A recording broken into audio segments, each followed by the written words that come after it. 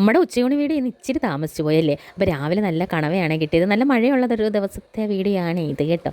അപ്പം രാവിലെ കണവയെല്ലാം വൃത്തിയാക്കുകയാണ്. ഞാൻ ഇപ്പോൾ കുറച്ച് ദിവസമായിട്ട് റൈസ് കുക്കറിലാണ് ചോറ് വെക്കുന്നത്. കാരണം നമുക്ക് വിറകൊക്കെ ഷോർട്ടായിട്ടുണ്ട്. അതുമല്ല ഈ മഴയത്ത് തീ കത്തിക്കുന്ന കാര്യം ചിന്തിക്കാനേ വയ്യ. അപ്പോൾ ഇതാകുമ്പം പെട്ടെന്ന് പണിയും കഴിയും കേട്ടോ.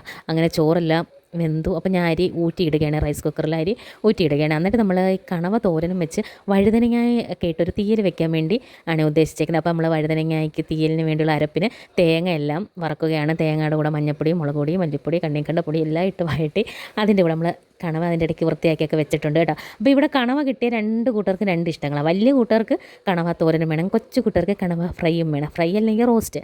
അപ്പോൾ രണ്ട് കൂട്ടരെയും വിഷമിപ്പിക്കേണ്ടതെന്ന് പറഞ്ഞാൽ ഞാൻ കുറച്ച് രണ്ട് പേർക്ക് ഇച്ചിരി ഇച്ചിരിയായിട്ട് ഉണ്ടാക്കാമെന്ന് വിചാരിച്ച് അതിനിടയ്ക്ക് നമ്മുടെ അരിയെല്ലാം വാർന്നു വന്ന് അതൊന്ന് ചൂടാക്കി വെക്കാൻ. അപ്പോൾ വെള്ളമെല്ലാം പറ്റുമല്ലോ. അങ്ങനെ ഗ്യാസിൻ്റെ അടുപ്പിലോട്ടെടുത്ത് വെച്ചു.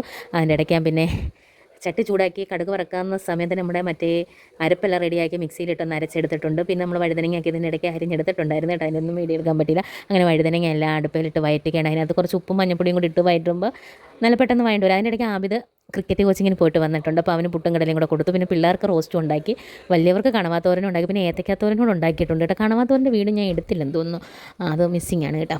ഇതൊന്നും ഉണ്ടാക്കുന്നതല്ല ഏറ്റവും വലിയ പാട്. ഇതെല്ലാം ഉണ്ടാക്കി കഴിയുമ്പോൾ അടുക്കളയുടെ അവസ്ഥ കാണുമ്പോഴാണ് വിഷമം വരുന്നത്. അപ്പോൾ പാത്രങ്ങളെല്ലാം ഒരു സൈഡിൽ നിന്ന് കഴുകി അപ്പോഴത്തേനും അത്തായിക്കോ എൻ്റെ അത്തായിക്കോ ഒക്കെ വിശന്നു അവർക്കൊക്കെ ആഹാരം കൊടുത്തു കേട്ടോ. അപ്പോഴത്തേനും നമുക്കൊരു അൺഎക്സ്പെക്റ്റഡ് ആയിട്ട് രണ്ട് ഗസ്റ്റുകളുണ്ടായിരുന്നു. അപ്പോൾ നമ്മൾ ഈ റൈസ് കുക്കറിൽ ചോറ് വെക്കുന്നതുകൊണ്ട് കുറച്ചേ വെക്കുന്നുള്ളൂ. അപ്പോൾ എന്നാലും രണ്ട് പേർക്കൊക്കെ കഴിക്കാൻ കാണും. പിന്നെ നമ്മൾ അതിൻ്റെ കൂടെ കുറച്ച് കപ്പയും പുഴുങ്ങി മുളകൊക്കെ ഉടച്ചങ്ങ് സെറ്റാക്കി എല്ലാവർക്കും അങ്ങ് കൊടുത്തു. Thank you for watching.